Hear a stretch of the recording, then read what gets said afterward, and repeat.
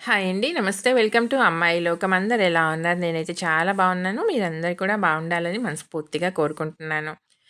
ఇవాళ మన రెసిపీ వచ్చేసి ఒక హెల్తీ బ్రేక్‌ఫాస్ట్ లేదంటే డిన్నర్ రెసిపీ. దానికి కాంబినేషన్ చట్నీ. ఎలా చేయాలో చూద్దాం. స్కిప్ చేయకుండా చూడండి.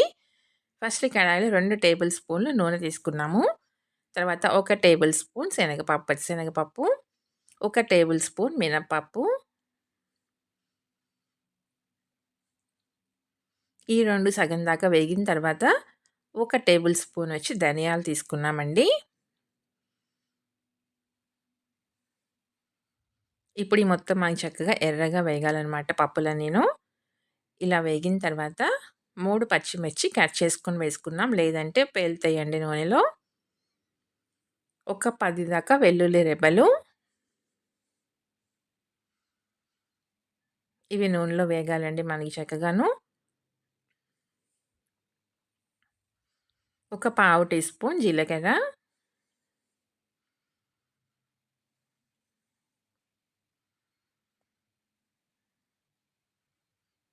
ఇవన్నీ మనకి మంచిగా వేగిన తర్వాత 2 చిన్న సైజ్ టమాటాలు కట్ చేసుకున్నానండి. పెద్దదైతే మీరు ఒకటే తీసుకొని సరిపోతుంది.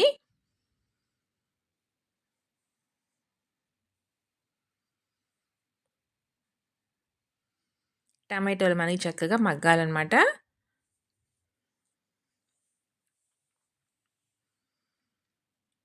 చూసారు కదా! టమాటో మనకి చక్కగా మగ్గింది ఇప్పుడు.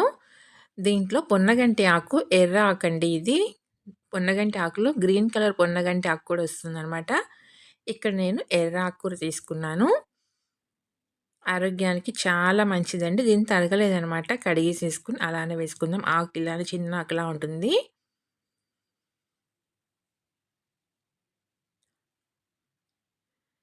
కొత్తిమీరొచ్చి కొంచెం వేసుకుందామండి కాడలతో పాటేను. డైలీ ఒకే రకమైన చట్నీ కాకుండా కొబ్బరి చట్నీ, పల్లి చట్నీ ఇలా ఒకసారి ట్రై చేసి చూడండి. చాలా బావుంటుంది ఇడ్లీ, దోసల్లో కూడాను. ఒక 4 ఎండుమిరపకాయలు తీసుకున్నామండి. గిల్లేసి వేసుకున్నాము. 3 పచ్చిమిర్చి తీసుకున్నాము. అది కారం సరిపోదనమాట. అందుకని 4 ఎండుమిరపకాయలు కూడా వేసుకున్నాం.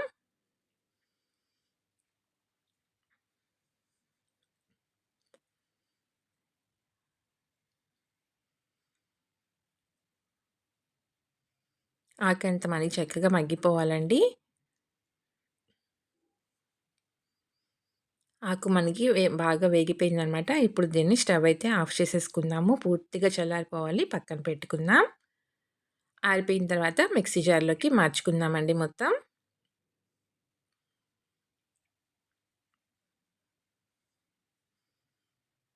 ఇలా ఒకసారి ట్రై చేసి చూడండి. అందరికీ చాలా బాగా నచ్చుతుందనమాట. టేస్ట్ కూడా చాలా బావుంటుంది. పొన్నగంటి ఆకొచ్చేసి కళ్ళకి గానీ, జుట్టుకి కానీ చాలా మంచిదండి. మంచి హెల్త్ బెనిఫిట్స్ ఉన్నాయన్నమాట. రుచికి సరిపడినంత ఉప్పు, ఒక టేబుల్ స్పూన్ దాకా నువ్వులు వేసుకున్నాము. కొంచెం ఇంగువ. ఇప్పుడు దీన్ని ఇలానే కొంచెం బరకగా గ్రైండ్ చేసుకుందాము. ఇలా కొంచెం బరకగా గ్రైండ్ చేసుకున్నాక, ఒక పావు కప్పు దాకా నీళ్ళు యాడ్ చేసుకుందామండి. యాడ్ చేసి గ్రైండ్ చేసుకున్నాం. చూసారు కదా! ఇలా ఉంటే సరిపోతుందనమాట మనకి కన్సిస్టెన్సీ. ఇంకా కొంచెం పలుచగా ఉండాలి అనుకున్నారనుకోండి, ఇంకొంచెం నీళ్ళు యాడ్ చేసుకొని గ్రైండ్ చేసుకోండి. దీనికి తాలింపు వేసుకుందాము. ఒక టేబుల్ స్పూన్ నూనెలో ఒక టీ స్పూన్ మినపప్పు, కొంచెం ఆవాలు, ఒక ఎండుమిరపకాయని గిల్లి తాలింపు వేసుకున్నాం. దాన్ని కలిపేసుకొని పక్కన పెట్టుకుందాము. ఇప్పుడు దోసల కోసం మిక్సింగ్ బౌల్‌లో ఒక కప్పు పెసరపప్పు, అరకప్పు వచ్చి మినపప్పు తీసుకున్నామండి. 2 మంచిగా నీళ్లు పోసేసి కడిగేసుకుందాము.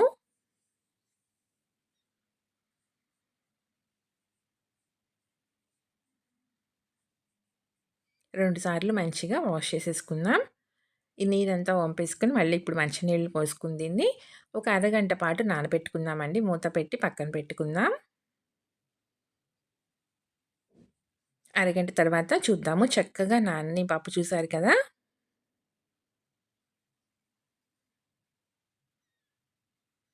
ఇప్పుడు దీన్ని మనం మిక్సీ జార్‌లోకి మార్చుకుందాం. చాలా ఈజీ అండి. అప్పటికప్పుడు చేసుకోవచ్చనమాట. ఒక మంచి హెల్తీ బ్రేక్‌ఫాస్ట్ లేదంటే డిన్నర్ రెసిపీ.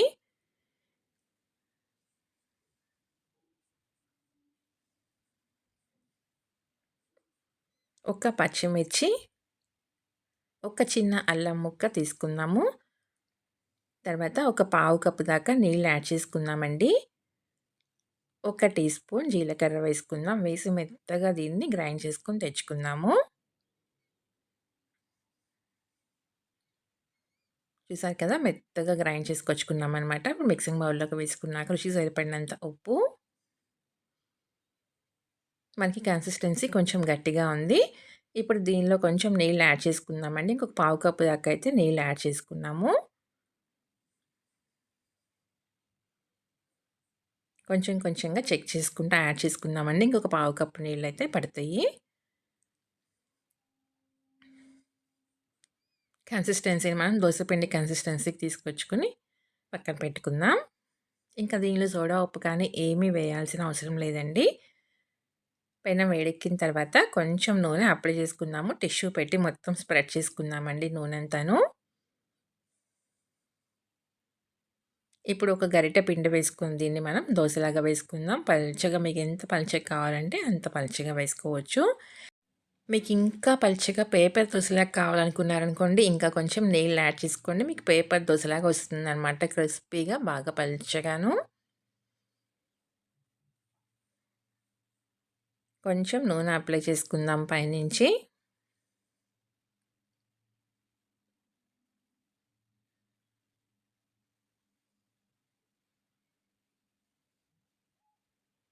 ఒక పక్క మనకి ఎర్రగా కాలిన తర్వాత రెండో పక్కకి మార్చుకుందామండి.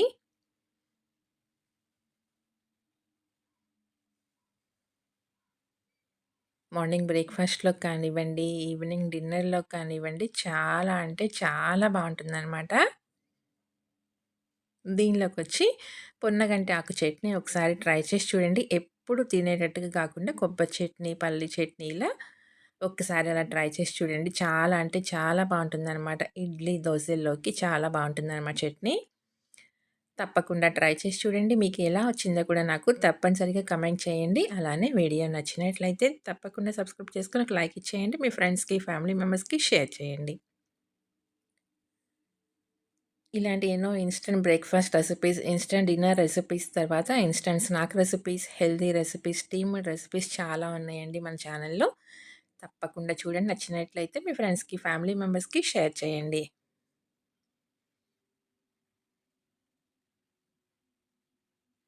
ఈ చట్నీతో పాటు చాలా బావుంటుంది. తప్పకుండా ట్రై చేసి చూడండి. ఈ రెసిపీ అయితే ఇంతేనండి. రేపు ఇంకో కొత్త రెసిపీతో మీ ముందుకొచ్చేస్తాను. Thank you for watching.